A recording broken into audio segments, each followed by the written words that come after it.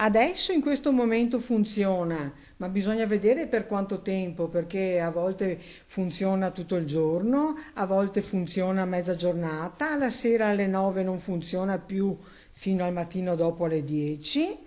Praticamente dipende. Ciò che non funziona o che al contrario va ma a singhiozzo è la linea telefonica. La cosa è di quelle serie, accade tutti i giorni da inizio luglio corrente a Oriago di Mira verso la fine di via Ghebba vicino al casello autostradale. Una decina e più le famiglie interessate che improvvisamente si trovano completamente isolate dal mondo, con la comunicazione telefonica che si interrompe per ore se non per oltre un giorno, racconta quest'altra signora, figlia di una coppia di anziani coniugi residenti nella zona incriminata e costretta, dice, a improvvise fughe in auto perché non sa cosa accade ai genitori. Abbiamo segnalato appunto che ci sono questi telefoni che vanno e vengono. Premetto che i miei genitori sono anziani, io che chiamo mia mamma e sento mamma come stai, visto che mio papà è all'ospedale in questo momento perché mia madre è a casa da sola, 86 anni.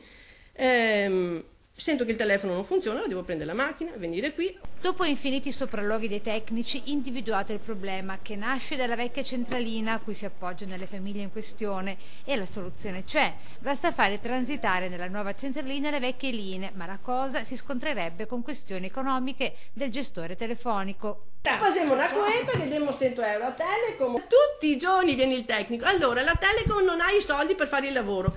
Però hai i soldi per mandare fuori 10 tecnici, perché fino adesso sono stati 10 tecnici che sono venuti e dicono tutti la stessa cosa.